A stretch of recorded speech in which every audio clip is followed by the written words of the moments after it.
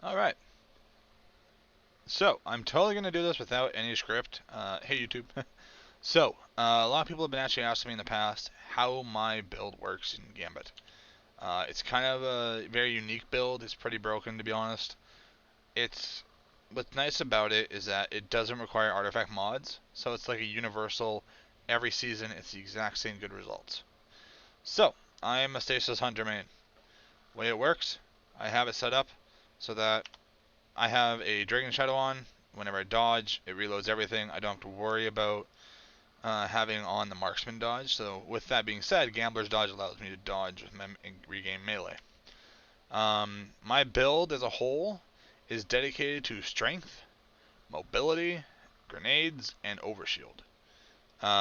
So when it comes to that, the reason why I say it's broken is the following. So obviously, Gambler's dodge, when you dodge nearby enemies, you get melee back. My build is set up to strictly be melee stricken.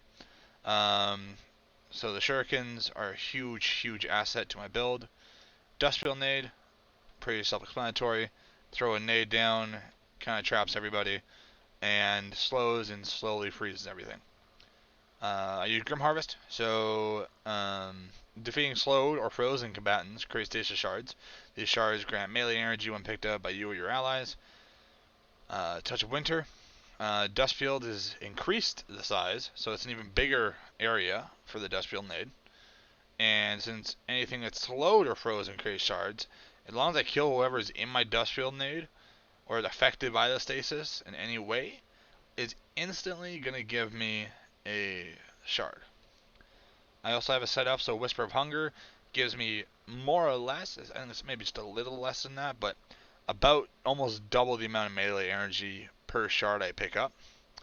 My Whisper of Rhyme, way it works, when I collect shards, I get an overshield.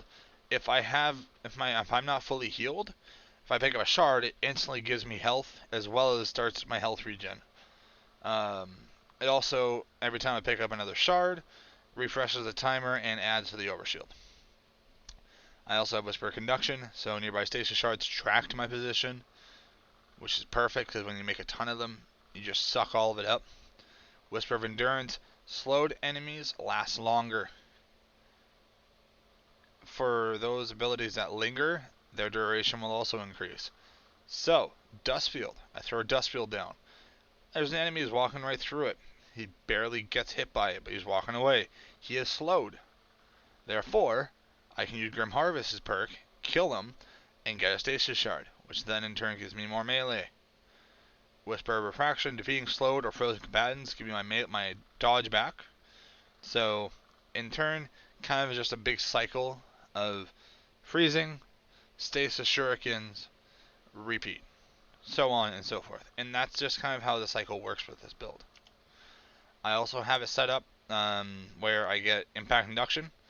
I have a double on for that reason, causing damage with a melee attack reduces your grenade cooldown. Since my build is very heavy on shurikens, it works perfectly. There's a hidden perk with Dragon Shadow where when you dodge, the perk Wraith Metal is active for like 15 seconds or so. In that time, I get a plus 50 mobility, so I go from a tier 4 to a tier 9. I really wish I could push two of these numbers up to this, that way it's a little better, but that's fine. I also have it set up where Legacy Oath, just on the off chance where I pick up an orb. Some people run orb builds.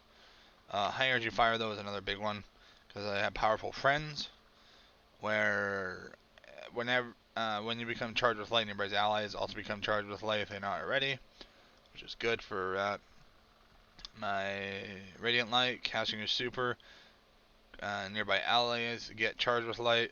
Plus, I have also double outreach, so reduce melee cooldown when using your class ability. So if I dodge near someone, if I don't dodge near someone, my dodge will still give me a lot of results. And that's another critical thing I like in my build.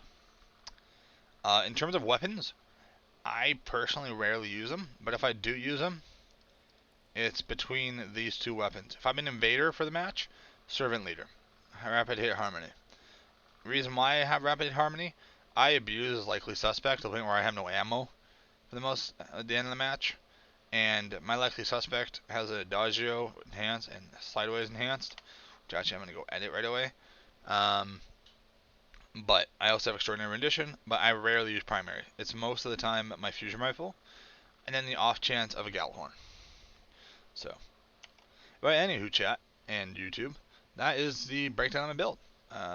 If you like how it is, or if you want to give it a try, definitely do. If you could please give me a like and subscribe to my YouTube channel. I'm going to be working slowly on trying to get more and more video out to my channel. It's kind of a work in progress, but I'm hoping to work on getting more and more content out. And yeah, thank you very much for watching, and have yourself a good one, you guys.